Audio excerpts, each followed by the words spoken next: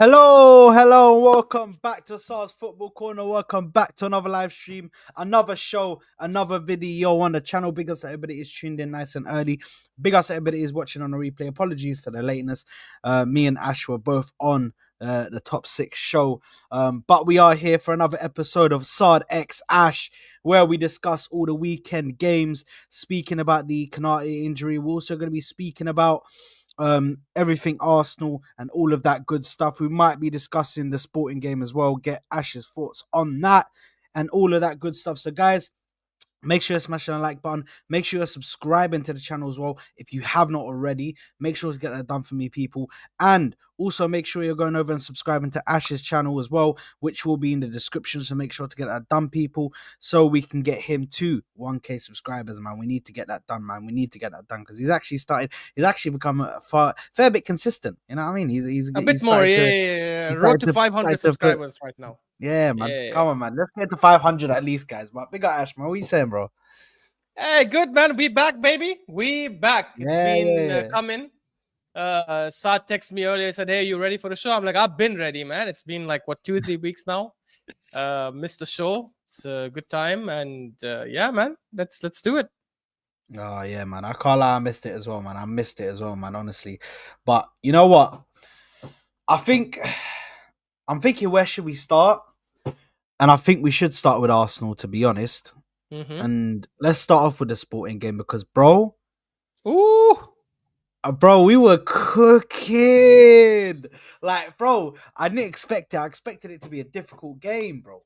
Do you know what I mean? And maybe like a 1-goal margin or something like that, bro. But the way we came out in that game, bro, it was nice, bro. It was good. Very, very good, in fact. Yeah, look, I mean, for all them virgins who are going to adult websites, you're going to see Arsenal Sporting highlights over there because that's what it was. It was an absolute domination. we just random, man. Can I say this honestly? And I swear to God, I'm not even lying about this. Wallahi, with the Forest game and the Sporting Lisbon game, I understand, like, before the game, people obviously were like, oh, damn, difficult game, tricky games for Arsenal because Forest have been good this season. Lisbon have been incredible this season in the Champions League and in their own league, obviously. Undefeated, I think, at their home ground for like a year, undefeated this season, including a smashing against City the week before. Or sorry, 2 weeks before. But generally, in both those games, I did not get in those games thinking like, yeah, man, like we might struggle here. Because just looking at the players who were back, obviously when I saw the lineup against Forest, I was a bit worried, don't get me wrong. But with the Sporting game, when I saw the lineup, I'm like, man, I don't see how these guys beat us. I know they've been good this season, but I don't see how these guys beat us because I didn't think we'll smash them 5-1. That was a surprise for me.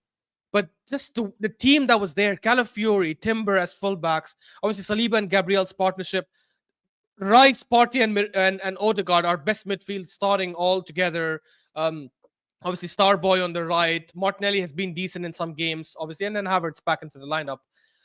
I generally thought we'll win the game, but the way we cooked them was mad. You wouldn't think this is a team in form, like playing against a team that lost like 3-4 games in the last month.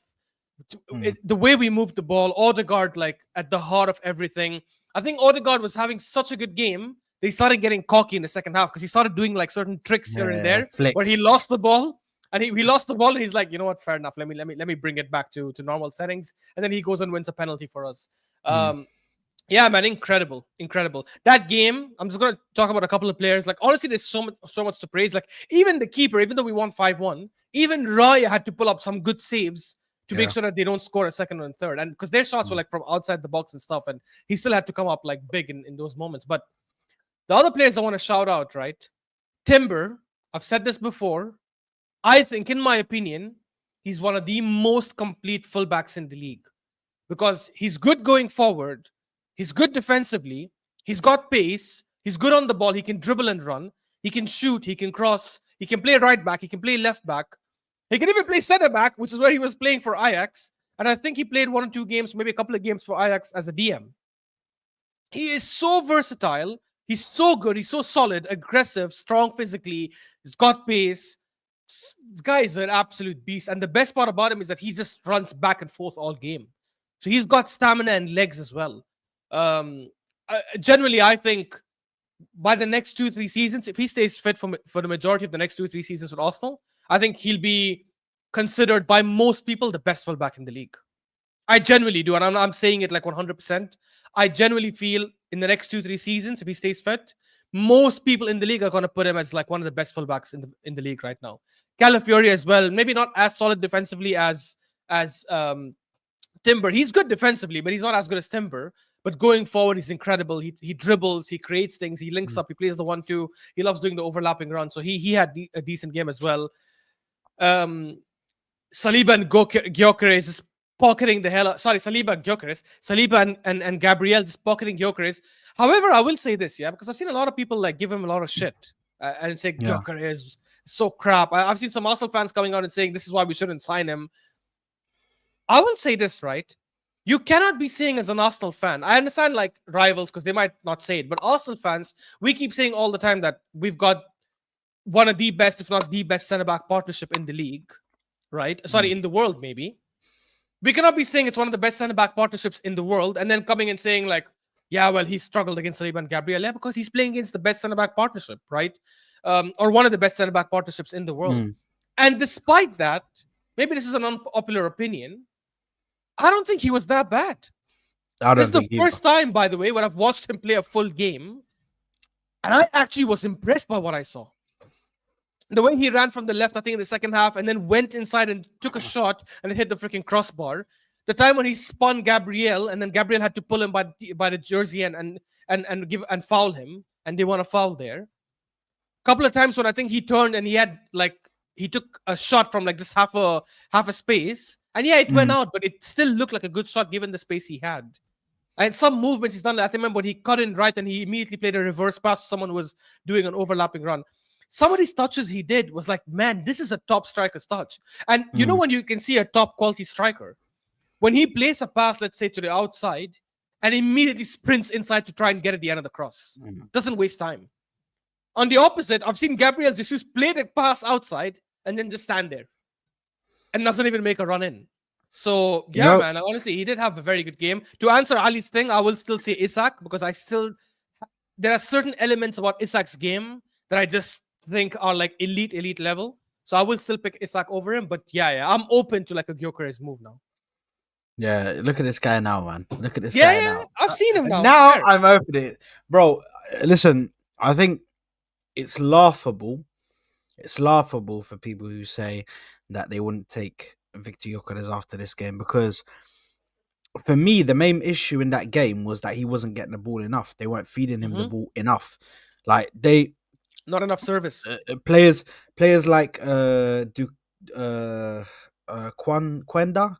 on the right. Yeah. Or just dilly-dallying on the ball, like taking too much time. Like, bro, feed the ball to Victor Gyökeres. And of course, I don't want them to do it against us, but this is the thing. People are going to sit here and say, oh, yeah, Victor Gyökeres ain't all that. Look at him. He couldn't even score against Saliba and Gabriel. But it's right, bro. You say these people were the same ones who were sitting there telling us and saying to us, oh, they're the best centre-back partnership in the league or they're the best centre-back partnership in the world or one of the best centre-back How could they be one of the best centre-back partnerships in the world? And when a striker comes up, bear in mind, for these same people who wanna say this shit about Victor Gyökeres are the same ones who sit there and say Haaland is the best thing since sliced bread and everything. But then these centre-back partnership kept Haaland quiet, bro. Not a peep. Yeah. And that was at their house as well. We went to their house and kept Haaland quiet. So you can't sit there and you can't just be like, oh, look at this. Look at how he couldn't even get past Saliba and Gabriel. Like, of course, I don't expect him to because they're good centre-backs. Saliba's well drilled in this, bro. He knows how to handle a striker, bro. That's why we put him up in such high regards, bro. Anyway. By the way, and I want to correct, Saad said it, and Ali's saying it as well. I haven't flip-flopped. I never once said I don't want a striker, I don't want Gyökeres. I just said he's not my number one choice because I haven't watched him. I don't know. And my doubts on him were I've seen Nunes kill it in with Benfica. and flop over here. But I've never said I don't want to sign a striker. And if he was the only striker available, 100% I'd take him. I still to this day will say I'll take Isak over him because I just feel Isak is like a different level of gravy. I don't know. Like I just look at look at Isak and I just think, man, this guy is the way he dribbles, the way he moves and stuff. I don't know. I just feel he's a better striker. I actually think he's a world-class striker playing for an average team. That's my thing with Isak right now. I feel if Isak was playing for an Arsenal or Liverpool or some major club, I think he would be considered a world-class striker by most people. You know what? For me, I can't get past the injuries, man. Now you see the That's injuries; fair. they're starting to really starting to go up a bit, and especially with his toe injury now, and he was out for a bit. Like it's just little things like that, bro. In a title winning season, you can't have your striker, your main striker, out that many times. And when you look at Victor Gyökeres, he does. That's one thing that edges him massively for me is that he rarely goes off injured or rarely gets injured. I think he had an operation this summer, to be honest. But that was for an ongoing issue which he'd been playing with some pain in his knee or something like that. So he had a minor operation on his knee just to get that thing sorted, and he was ready for them, ready for the start of the season and for preseason as well. So, listen, the thing is, I just look at that game as a whole, and I think just going back obviously to our performance, I think we were majestic. I think we were brilliant. I think we played them off the park. And at times in that second half, when that second half first started, you thought, "Oh, they just got a goal. They could do Yeah. something here." And I went, but the only reason why I thought that was because the only thing we'd seen so far was the old Arsenal. Yeah, we'd seen the Arsenal in previous games where they might let a lead go, or they might let a lead slip. So for me, I look at that game, and we just controlled them, control. And I was just so happy to see the guys get the goals, man. I'm just so happy to see the guy. And this is the thing. I don't, because Ali just put it in the chat, and I'm tired of seeing people say this is without Amarim. People are acting like Crap. people are acting like they played a different style of play or a different formation. They played the exact same formation in the Brighton exact scored. same. Yeah, they played the exact same formation and the exact style of play. You're ahead of me by a lot, bro. But they played the exact same formation and the exact same style of play. Yeah, and people are acting like, oh my god, this is acting like this is something new, bro. Like they just got told to play something new. Like relax, bro. Amarim is not gonna make that much of a difference, bro, when he's on the touchline or not. Like, I don't understand. What do these guys think he's gonna do? Miracles? Do they think Amarim's gonna perform miracles, bro? Look what he did against Ipswich, bro. What could he do then? Bro? Like, come on, guys, man. Stop doing this stupidness and saying to me, "Oh, but they didn't have Amarim." Like, bro, come on, man. Come on, it's all good. Anyway, I mean, they won 6-0 the game before they played us. Sporting won 6-0 before they played us in a cup. So I get it. Like, it's obviously not the same level of quality and competition, but it'll not make that big of an impact in a short space of time. Yeah, 100%. In regards to the game we've got coming up against West Ham, what are your thoughts on that one, man? It's obviously we've just discussed it on the top 6, but we might as well discuss it again, man, because look, I'm I looking hate forward saying to this. it, man. I said this in the terrace, and I'm saying it again. Like, I hate saying that we'll smash a team because I don't believe in jinx and stuff, but I just worry like sometimes about getting overconfident and certain teams like West Ham that might feel like, damn, we are serious underdogs against Arsenal, and then they end up showing up. But I still think we're gonna smash them, man, genuinely, because I look at the team we have, I look at the players we have available. I know Arteta was asked about Gabriel. He said we will see, and I think it's just mind games. I think Gabriel will play. I think all our players will be available. And if that's the case, I don't know, man. I just look at our team. I look at our starting 11, and I look at West Ham's form, and I look at also at the fact that they don't have their best player and the best dribbler in the league in Kudus playing tomorrow. I just think it'll give us a lot, man. Genuinely, we're better. We're too good defensively. Probably will stop them from scoring. Our midfield is fantastic. We have players off the bench who can come on and also like make a big impact and help keep the quality going. Saka and Odegaard, they've been linking up really well since Odegaard's been back. Um, Kai Havertz as well. Like obviously he scored a goal last game, and I think that'll obviously help with confidence too. And Martinelli as well. Martinelli as well scoring. I think that'll help with confidence. And I'm gonna give. I'm gonna say it early. I know we're gonna do predictions later, but on the terrace I predicted a 6-0 win. I predicted us to do like a back-to-back smashing 6-0. Now maybe that's a bit too arrogant of me. Like realistically, maybe it'll be like more like a 3-4-0. But if you tell me Arsenal win 6-0, I wouldn't be shocked generally. Because I just feel West Ham are at such a slump. And Arsenal, I know they beat Newcastle, but you said it as well on the terrace. I didn't watch that game, but everyone who watched that game was saying the same thing. That West Ham were lucky to get a win because Newcastle just kept missing chance after chance after chance and were ripping them open. I don't think that's going to happen to us. I think if we get chance after chance, we will end up punishing them bad. Yeah, no, 100%. And the thing is, when it comes to West Ham, I just think we're in such a good position now in regards to how the team is playing, and this is the time where, like I said, you got to keep your head down, and you just gotta go for wins now. Carry on getting your wins, carry on playing well, and stop focusing on the title race right now and all of this shit. Just focus on yourself, get your job done. Make sure to do that up until about January times, mid January to late January to early Feb. Make sure you're just getting points, bro. If we can get this down to 5 points, or if we can get it down to 3 points, bro, like we go to Anfield later on in the season. I think it's the second to last game or something like that, bro. So there is a chance for us. Yeah, so there is a chance for us to like really, do you know what I mean? Be able to do something mad. And listen, Anfield 89, bro. That's all I'm gonna keep on saying, bro. Do you know what I mean? There's been times, bro, where we had to go there before, and we've done it, bro. We won the league. And by the way, in 1989, beating Liverpool to a title in Anfield, bro, it's crazy, because at that point they were best team in the world, the I best team in agree, the but world.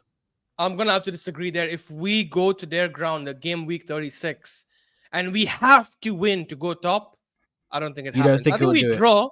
I think You I don't think think we we'll could do it? draw because we're good, like to get there, and we haven't lost against any of the big six in the Premier League for the last 2 seasons. But I mean, at least last season and so far this season. But yeah, if we have to win to stay top, I think if we have to like draw, for example, to stay top, if we're already top of the league and we need to stay just get a draw to stay top, I think we can do that. Yeah, but if we have to win to overtake them, I don't think that happens. I generally don't think that happens. I think there'll be so much pressure, and they're really good at their ground, obviously. And I don't know. And I don't want us to risk it. We need to make sure that before that game, we're like at least 3 points ahead, which I Yeah. think can happen, but it depends on the next 3-4 weeks. Yeah, for me, yeah, I look at it and I'm like, okay, if it comes to that situation where we're playing them at Anfield and we have to win, I'm thinking, could this be the moment that they unlock that winning mentality, bro? Do you know what I mean? They unlock that winning mentality and able to get over the line, bro. It's a big step for a team as well. Especially if they're able to do that, that could spur them on to have that winning mentality in them, that they are able to get over the line. And I think that could do wonders, bro. If we were able to do that and get over the line and beat Liverpool at Anfield and all of that stuff, bro, that's massive for us, bro. Absolutely massive. But I think on this game, looking at it, I think it should be a fairly comfortable game, in my personal opinion. I don't think they'll give us too much trouble. I think West Ham kind of got lucky in that game, like you said, obviously against Newcastle. Newcastle really should have been like 3-4-5-0 up the way that they were playing. But listen, they got let off the hook, and West Ham managed to win that game. Obviously, they took their chances, but West Ham shouldn't have won that game, in my personal opinion. And when it comes to Us right now in the last two games, you see how we're playing. We're playing very well. We're the football is very good, very fluid in the way that we're playing. And listen, I'm here for it, man. I think we could win it could be a very comfortable game for us. Obviously, we'll get into our score predictions later on, but I think this could be a very, very, very comfortable game. In my personal opinion, man. I think looking at the Saka Erdegaard link up, I mean, you could just see it, bro. And obviously we heard what Saka said after the game, like when they asked him, "Are you happy at what are your thoughts on Erdegaard?" And he was like, "Bro, I'm just so happy he's back." Like, do you know what I mean? You could tell that he was like he felt like something was missing on that side for him, bro. Where Erdegaard's always the guy who's there with him. Do you know what I mean? Always the guy that's helping him out and able to link up with him very well. Like it's like they understand each other. And listen, Saskia Guna, I agree with you as well. Sorry, and Timber. I think that triangle again.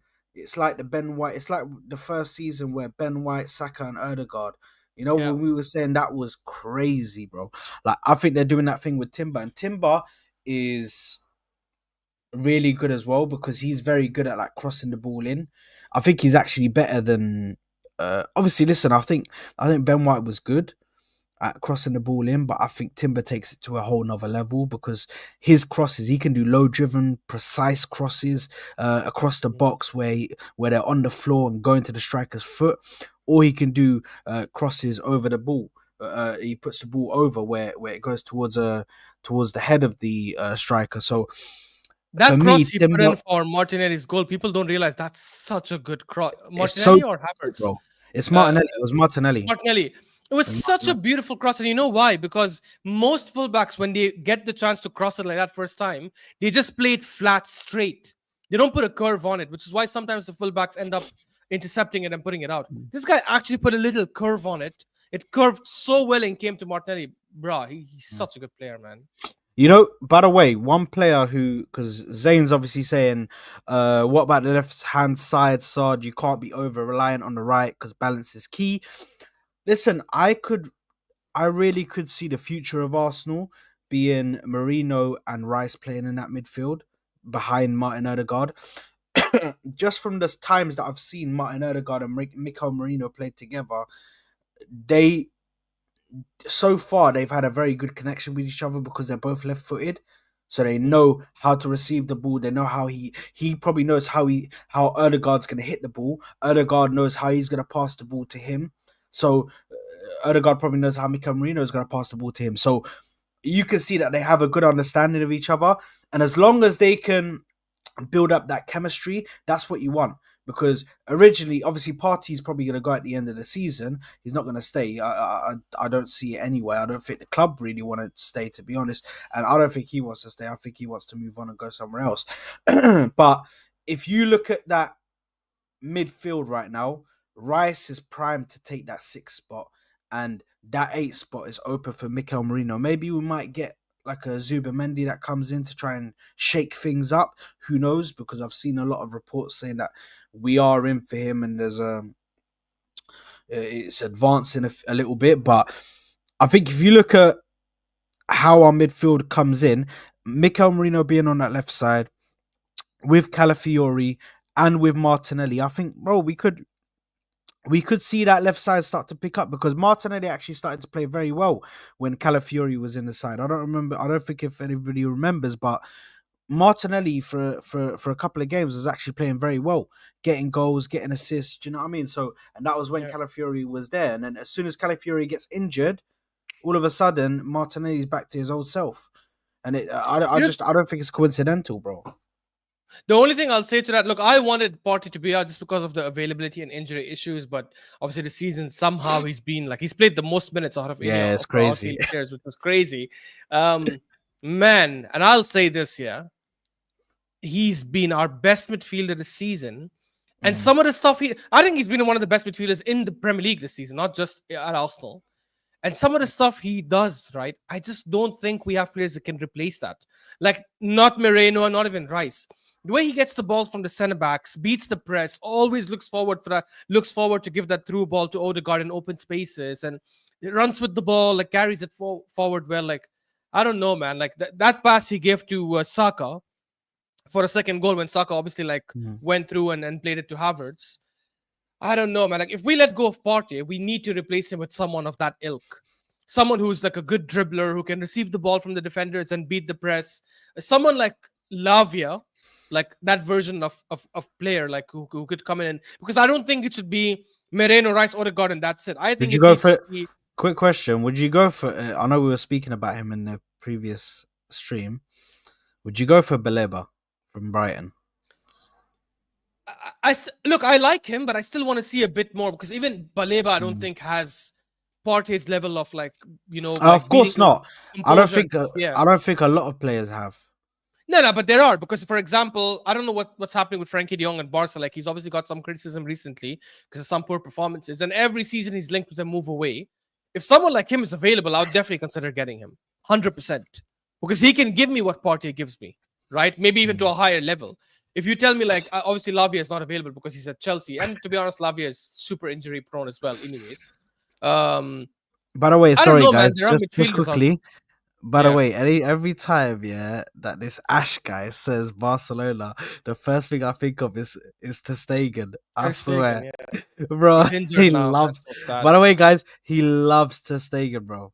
Like, It's not about this guy I will love. I argue just about think he's you. the best This goalkeeper in guy the will world. argue about you that he's the best He's the best goalkeeper in the goalkeeper in world. the world. He is. He is. Discounting Allison, discounting Courtois. I You know mean, what I mean? I'll He's just not say really. that I watch Ter Stegen like week in, week out, and I watch Allison Okay. as well. Maybe not as much, but I do watch Allison a lot. So I can have more insight there versus someone who's like, oh, I haven't watched Ter Stegen in a year, but I know he's not as good as Allison. Like, I'm telling you, he is as good, if not better, because he's a very good shot stopper, just like Allison, but he's also very good at his feet, also just like Allison. But I mean, I don't know. Yeah.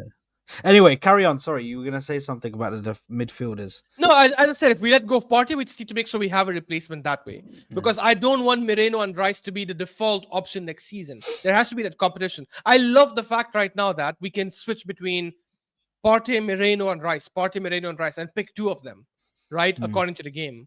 And if we lose Partey and we don't replace him, that's a problem. Yeah, So we 100%. will be back to square one then. Yeah, no, 100%. I agree, man. 100%. In regards to the other games, to speak about, let me see what game do we want to speak about? We don't speak about Tottenham, man, because The big one. there's no point, bro. Oh, okay. Yeah, no need for No, Tottenham. no, we're gonna leave the big one to that's the last one. Fair. I actually want to speak about Chelsea Villa because I think that could be an interesting game. I don't think because obviously, listen, Chelsea right now. Oh my god, has he missed Archer? Yeah, it's insane. I think right now Chelsea obviously playing very well, but some results haven't gone their way, especially against big sides this season. But obviously, them playing at home against Aston Villa. Aston Villa having a terrible time right now, man. They look awful right now. I don't know what's going on over there, man. It just looks disjointed,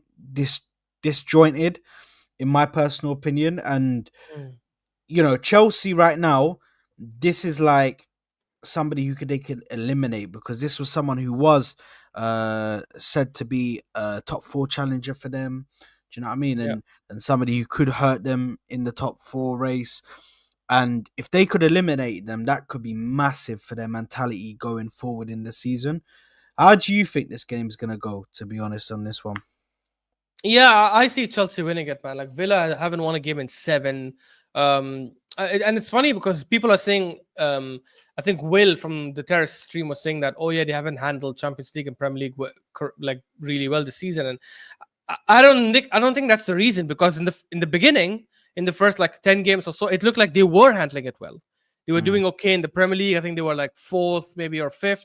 And They're they were doing unbeaten in really the well in the Champions. Champions League. They're Yeah, unbeaten. unbeaten. They drew 1 game and won 3. So at that time, so they were handling the pressure really well. They were handling the two competitions really well, but somehow it just went to shit. I think after they lost to Crystal Palace in the cup, it just got worse because then they lost 4-1 to Spurs, and obviously the results kept going bad.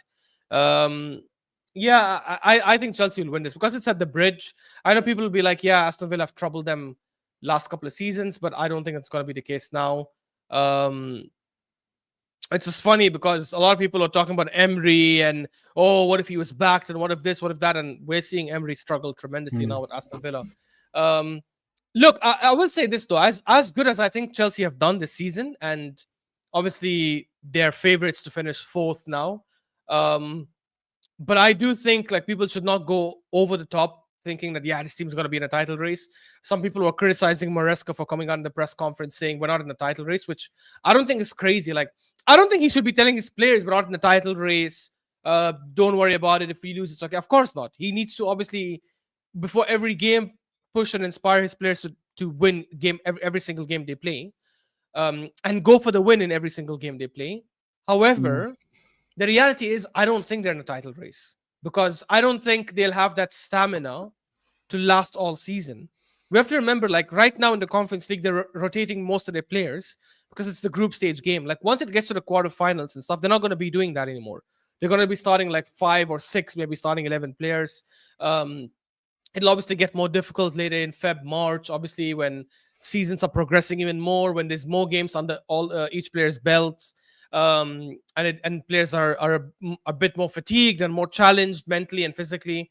So I don't think they will be in any sort of title race. Even if Liverpool drop points and City and Arsenal pick it up, I don't think Chelsea will be in that conversation. However, I think if they finish fourth this season, that's definitely a good progression. And as long as they have a good summer, they can 100% challenge for the league next season. Yeah, no, 100%. And listen, I think looking at the way Chelsea are going at the moment, I think they just need a few more pieces to complete the puzzle where they can seriously put up a threat to the big boys in the league, the ones that have been going there, doing it, showing that they're about it. Do you know what I mean? So I think they're just missing a few pieces to the puzzle. When it comes to Aston Villa, I know you said that Aston Villa, it looks like over the last few games they've really lost it.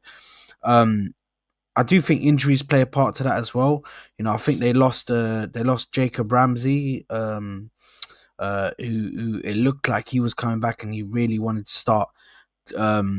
Was starting to cement a little starting place in their team, but Yeah, but looking they at were their doing team well right now, without him as well in the beginning, no?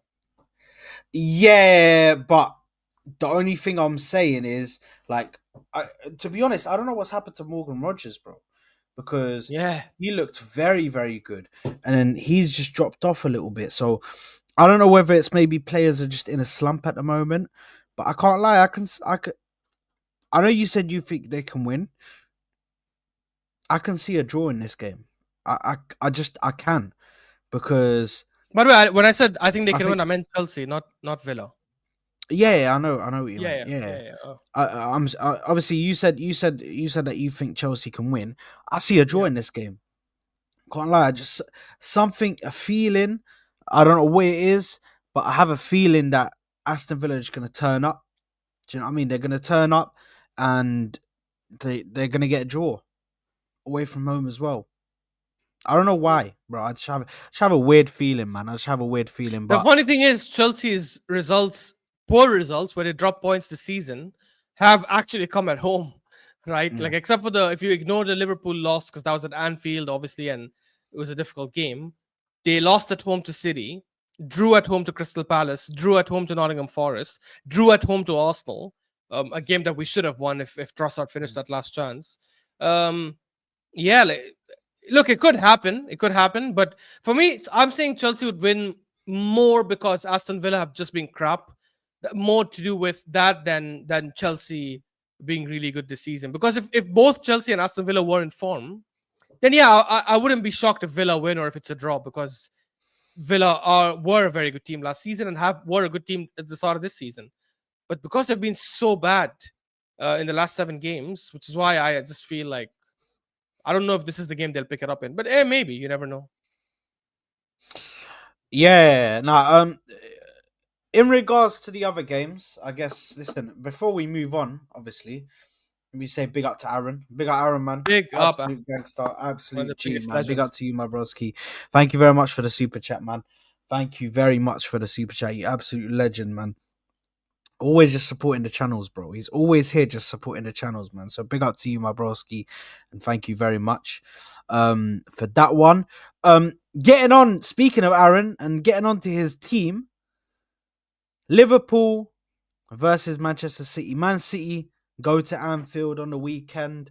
Could be a title ender or title hope crusher by Liverpool for Manchester City. Manchester City could hit back and show Liverpool that they're mortal and that they aren't indestructible. They aren't, you know what I mean, invincible. Well, they actually aren't invincible because they've already They shown that lost to by Forest. losing to Forest. But uh, you know, they could do something mad today. Today on Sunday. Sunday, yeah. It's a massive game. This is a massive game.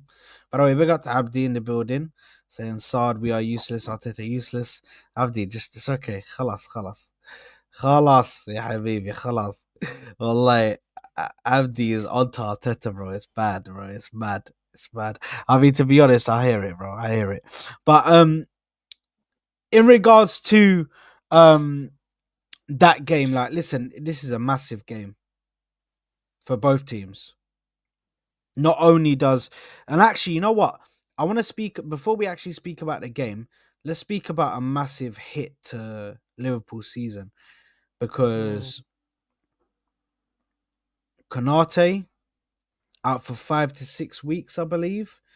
yeah. That is a big hit. And I know, listen, the Liverpool fans, I've seen them, you know, oh, we're good. You know, Joe Gomez is good. They've won everything. They've done this. They've done that. Yeah, that was 4 or 5 years ago, bro. It's not the same. Yeah, I'll be real. I'll just say it how it is. Changing, changing your centre back partnership that has been, and Konate has played a big part in that center in that partnership because so many times where like even VVD has made mistakes, bro. Konate has just been on point the whole season. Like we've seen VVD make mistakes, even in the Southampton game. VVD made mistakes, even in the Real Madrid game. VVD made a mistake. But the one player that doesn't make a mistake is Konate. Konate is on to everyone, bro. He reads everything. He's been playing brilliantly, and this is the thing. When it comes to Konate missing, I think that could disrupt things. Now, this is where Slot is able to show how good of a manager he is because he has to now deal with this. You know, this is where Slot has to show how good of a manager he actually is, and if he can deal with adversity, deal with situations where you miss a big player because Konate is a big player for them this season. He's been very, very good. So Saad Konate was crap versus Southampton. Okay, I I I I didn't think so, but I guess listen, you guys see it different. You guys are Liverpool fans, isn't it? I didn't think he was that bad, to be honest, against I think he was at fault for one Southampton. of the goals. I can't remember which one. The second one, I think. Listen, it was a yeah. Listen, I don't think he was that bad, and one mistake. I But yeah, okay, he's still been yeah. solid for I them. There's still no question. He's still been yeah. solid. Yeah. I still think he's been solid to them, but in regards to this, in regards to this injury, how badly do you think it's going to affect um, Liverpool? Because if I just quickly go through it, so he misses, so he's going to miss. City, Let's just Newcastle, quickly Everton. I think Spurs is in let me just there. quickly go. Let me just quickly go to it so I can actually get the so I can actually get it. So game week, um, so this game week he's going to miss it. So he's going to miss City, then he's going to miss Newcastle away. Then he's gonna miss Liverpool, Everton away. By the way, that Everton get, bro, they do Liverpool so dirty. And the thing is, Liverpool versus Everton, yeah, bro. Okay, I can understand why they didn't do it on a Sunday. I can understand. It's Tottenham versus Chelsea that week, so I can understand Mm. why they didn't, because they done it at 12:30, bro. Like that's like an evening fixture, bro.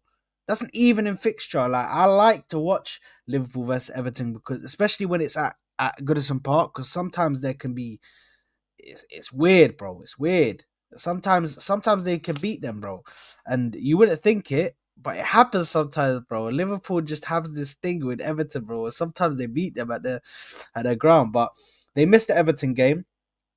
Then he misses Fulham at home, And and Spurs away. Spurs away. oh yeah, Spurs away. He misses. Mm. What else does he miss? What else does he miss? What else does he miss? Leicester at home. I don't think that's too much of a issue. Yeah. He misses West Ham away, which is not too much of an issue. Yeah. Uh, and possibly misses Liverpool. Sorry, possibly misses Man United as well at Anfield. Which, to be honest, Man United at Anfield, that's going to be an interesting game, especially with Amorim coming there. First game against the biggest rivals. Do you know what I mean? So that's going to be an interesting one. But Not really. He has a game. Oh yeah. You mean against Liverpool specific? Because he has a big game coming up in a week. Amorim. Massive game against who? against Arsenal. What do you mean against who at the Emirates? Oh yeah. But I'm talking about the actual rivals, Yeah. direct Again. rivals, geographically, which they're Don't direct they have Man rivals. City before that? He has Man City before that as well. No, I'm sure he doesn't. I'm sure they do. I'm Tell sure. me. I remember seeing Man United. I'm just looking at their fixtures now. Man United next play Everton and then Arsenal, Forest. Yeah, they play City on 15 December. Oh wow. And they only play Liverpool like 3 weeks later. Yeah. Well, either way, looking at all these fixtures, bro, I think they could drop points, bro. With if it goes the way I think it could go, where it's gonna disrupt things, I think it could be bad for them. But what's your thoughts anyway? Let's get your thoughts, and then Mm. Look, I, and I I don't think Gomez I'll be or right back. Kwanzaa is like sure. I don't think Gomez or Kwanzaa is quality enough to replace Konate. I think it could be a hit.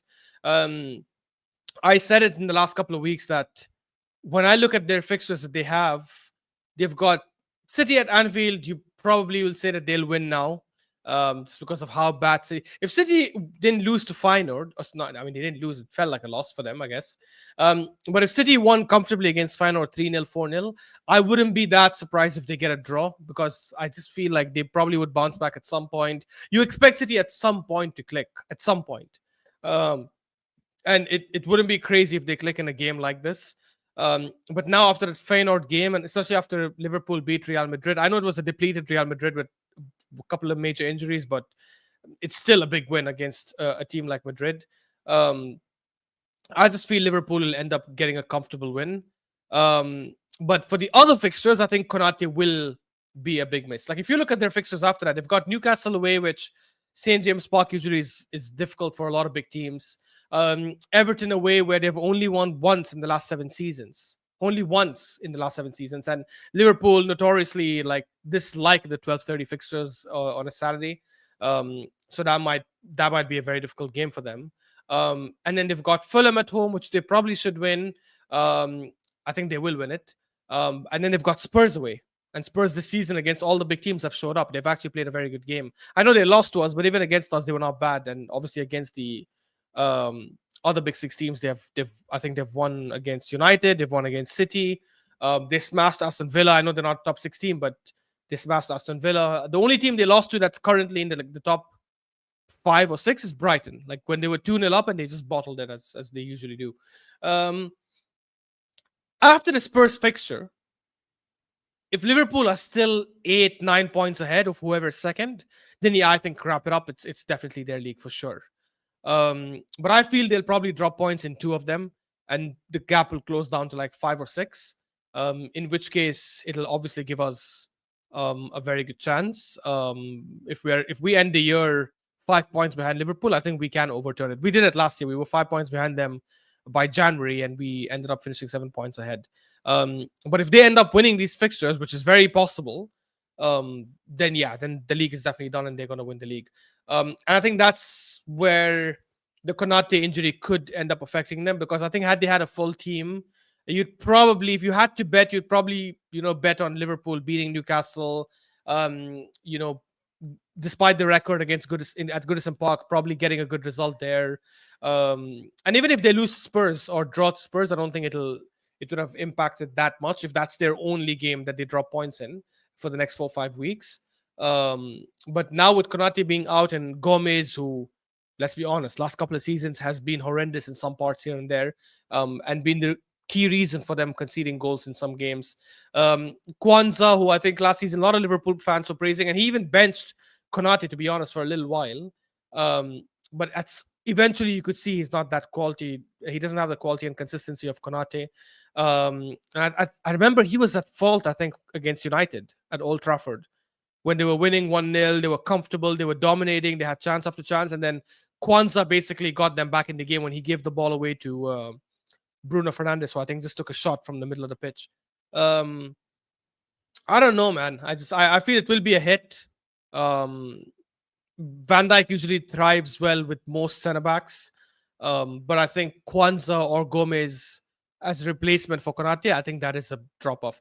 I actually liked when they had Matip back then, right? And I remember like there was a conversation. I think that the season when they were going for the quad, they had Van Dijk as a centre back, and then Matip and Konate would keep switching, and both of them were really good. You'd never feel a drop in quality when they were playing.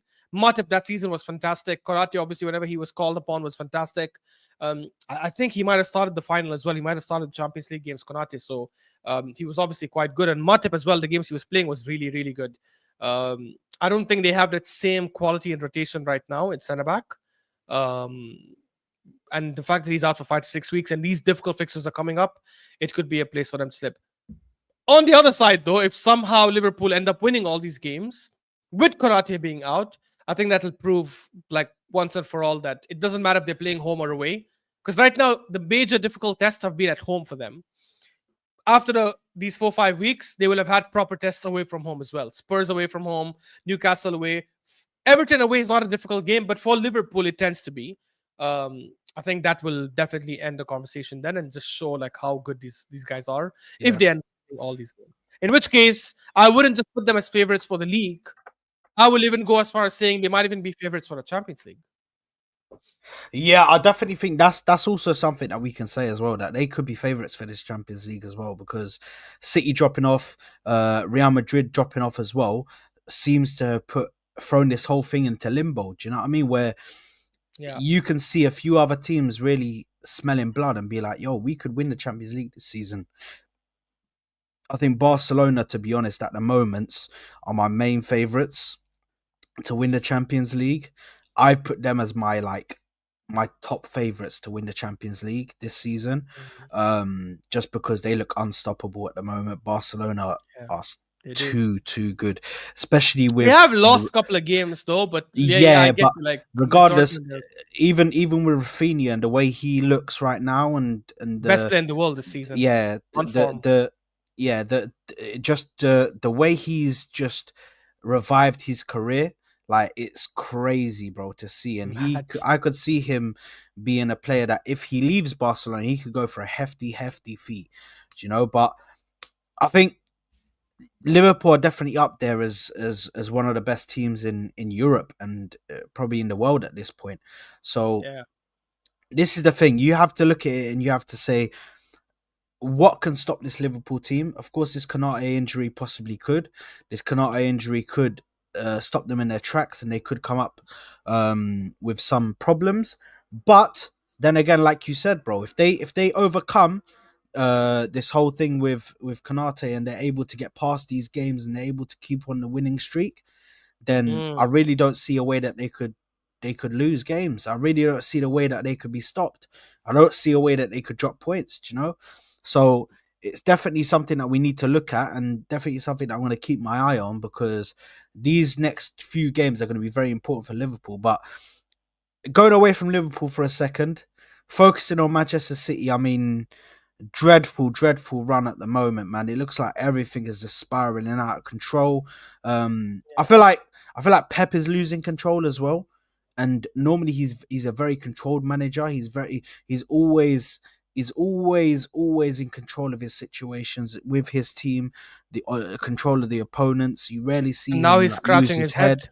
Yeah, exactly. You rarely see him lose his head, but now he's scratching himself. He's you know biting in these press conferences. Like it looks a mess over at Manchester City, and some of I their just don't players know as what well, what bro. what made him do that. To be honest, like it's like Yeah. just to go that crazy.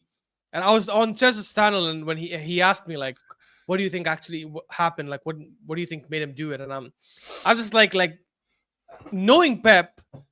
I say knowing Pep as I'm friends with him, but like just knowing the way he's been in press conferences and the documentary we've seen on Amazon and the stuff we see of City behind doors in the dressing room, I guarantee you he would have like finished that game, gone to his players in the dress. Because some people were saying like, what if he had a scrap with one of the players or what if he fell down? Bruh, he didn't fall down. He didn't have any scrap with anyone. He did it to himself 100%.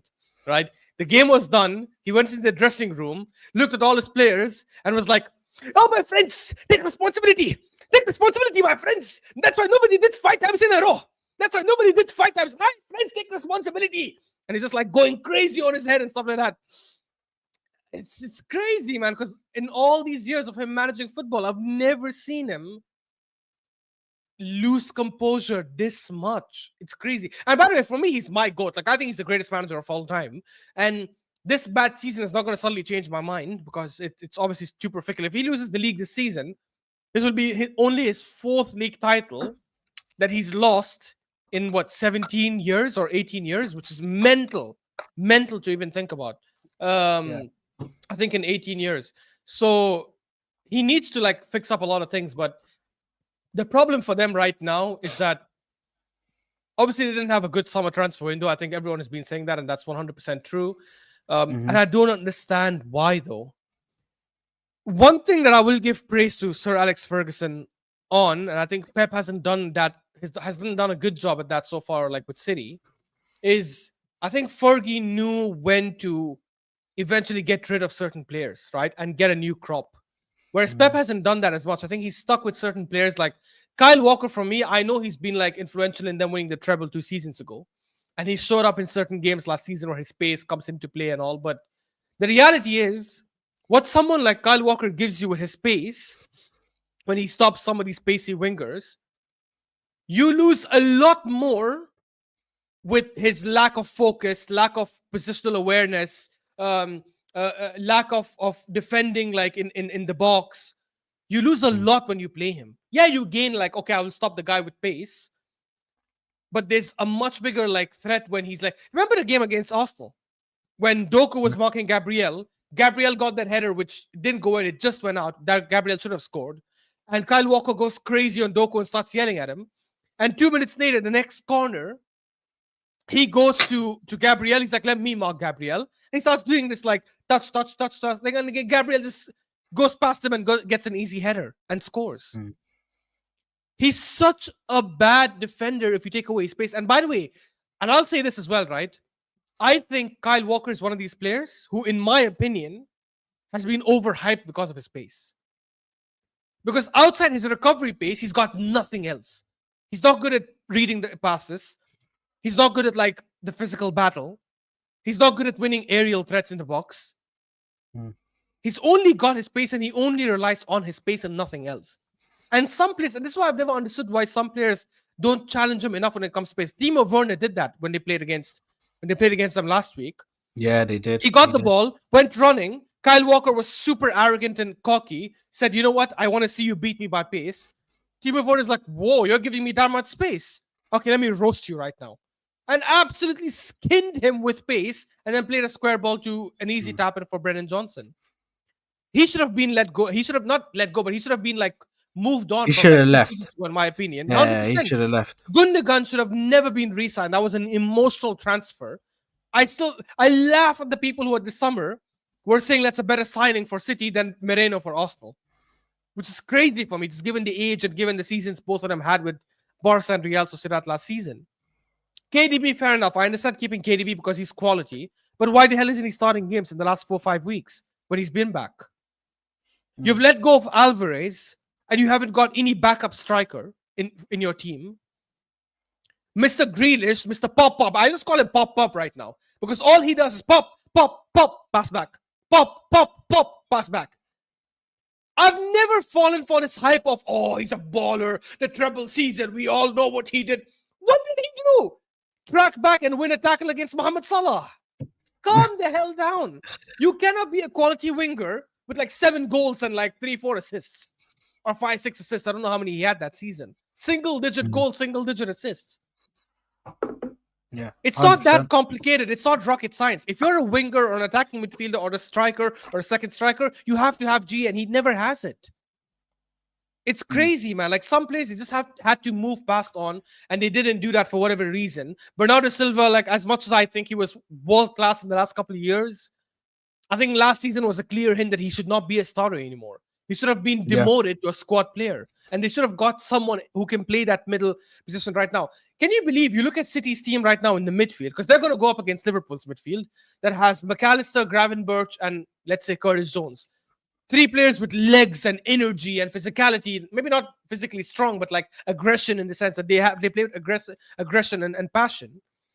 Versus a team like City that has Matheus Nunes, who doesn't play there. He's been playing on the wing for them. I don't know why. When he should have just been the replacement for the straight swap for Rodri, even if he's not as good as Rodri, but you have no option. Gundogan, who's got dead legs, who I can race right now. And the other midfielder they play on, sometimes they play Rico Lewis there. Bernardo Silva, who, fair enough, the guy usually runs and puts in energy and he puts in like work ethic there. But he's also not the strongest. He's not that physical. He's also getting older. I don't see a scenario where City go there and dominate that midfield. And I've said it on the terrace and I'll say it again. The only way I think they get a result against Liverpool is if they respect themselves. If Pep says, you know what, we're not the best team in the world anymore. We're not that good anymore. Especially if you look at the last 5-6 games, we need to humble ourselves, sit back, absorb the pressure, and just try to play on the counter. That's it. Nothing else. Because if they think they're going to go there and dominate possession and try to press Liverpool, I promise you, if they end up playing that same game, I guarantee you they will end up losing 4-5, 6-0. I still think they will lose like 2-3-0. But I think they will play slightly more conservative, but not super conservative. They will still press and attack a little bit, and they will still have situations when they only have like 3-4 defenders at the back. Yeah. You know what? I agree with that, and I do think that Pep will change stuff around. I think his back's to the wall now, and I think that takes us perfectly to the predictions. So I don't know if you want to bring that up, bro, but look, I've already filled in some, by the way, for me and Saad, because we were on the terrace and he said some predictions, I said some predictions, so I was writing them down. But if you do want to change them, I'm more than happy to. So I'm going to share. No, I'm keeping them the same. Okay, fair. So maybe we'll start with those first, so people can see like what we predicted. Yeah. Saad Ash, there you go. Remember to zoom it in, bro. Oh yeah, it's already zoomed in. It's already zoomed in, my man. Big up, man. Big up. You're learning. I love to see it. So, Brighton, you put 4-1. I put 3-0. At the moment, it's 1-0. Hopefully, they can score a few more goals. 2 more would be good. And then for the Arsenal West Ham, you put 3. You put 3-0? Oh no, wait. I put 6-0 for myself. My bad. And Saad said 3-0. Yeah. In regards to Man United versus Everton, we both went 2-0. Villa versus Chelsea, I went 2-2. You went 2-1. Fulham Spurs, you went 2-1 Spurs. I went 2-1 to Fulham. Yeah. And for the big one, Man City versus Liverpool, Ash went 3-0 to Liverpool, where I went 1-2 or 1-1. So I went with a draw. I am Yeah. gonna change one thing though, just because I don't want to go crazy. I'm gonna say 4-0 Arsenal here. Even though genuinely I can see a 6-0, but yeah, I'm gonna say 4-0. Just stay a bit humble. There you are, Even, man. even though even though even though Let's 4-0 just is stay a not bit really humble. 4-0 is not really humble, to be honest. 4-0 is arrogant, but yeah, fair. I'll change it to 4-0. Yeah. Um. So let's go to the first one that we haven't answered, which is Brentford versus Leicester. What are you going for Brentford versus Leicester? By the way, Yeah. Rude has just been appointed their manager, yeah. So just remember that. Yeah. I don't know if he'll be in charge of this next game. I don't think he will be, right? I think it'll still be the assistant manager. Maybe, yeah. I could be wrong. In which case, I don't think they'll have that crazy of a bounce yet. So I'm gonna say, um, what I happened? said, Why are you laughing? my guy said be humble, eh? Hey, Yeah. that is funny, bro. Man said be Oh, humble, and mate. his team could not like get. He's been suffering since then, bro. No, but he's saying you, bro. He's saying you. You said be Oh, I humble. didn't even see the chat. I didn't. Oh shit, I'm not even looking at the chat. By the way, I don't even know what's happening here. Yeah, no, because Denzel was like, my guy said be humble, eh? He's talking about you, bro. You I said have I'm to, I gonna have be to, a bit bro. humble. Yeah, then like, see, Denzel. Honestly, if we end up winning 6-0, I'm gonna like start pulling my hair and stuff. But I will be Hold happy though, that. regardless. So it doesn't matter. Hold, hold. Um, Yeah, I'm but saying 2-1 Brentford. 2-1 to Brentford. Yeah, I'm gonna go. I'm gonna go 3-1 to Brentford, of course. Crystal Palace, Newcastle. What you going for this one, bro? Um, I know Newcastle were disappointing last game. But I don't think it'll happen again. I think they'll probably bounce back. I'm gonna say 3-1 Newcastle. I'm gonna go for 2-2. Newcastle. Desmond. 2-2 Newcastle. Sorry, 2-2. Desmond 2-2. Draw. Yeah. Okay. Yeah, just a draw, bro. Just a draw. Forest Ipswich. Forest have been bad last two games, to be honest. But I think this is the game where they probably bounce I back. can't I don't call know. it, bro. I can't call this one, bro. It's difficult, yeah, for sure. But I'm gonna say, You gonna say who did Ipswich play last game? Man United? And they drew 1-1. Okay, so they have been Yeah. formed. Damn. You know what? I'll say 2-2. I was gonna go for the same thing, but I'll go 1-1. Just so it's a different score. I'm gonna go 1-1. And last one, we've got Wolves Bournemouth. Wow, Wolves had a smashing of Fulham last game. That was sick. I'm gonna say, Southampton equalized. Oh really? Yeah, so my 4-1 score could happen. Come on, Southampton. Let's look at this guy, bro. Sorry, come on, Brighton. I'm gonna say Wolves Bournemouth. I think Wolves continue to streak. So I'm gonna say 3-2 Wolves.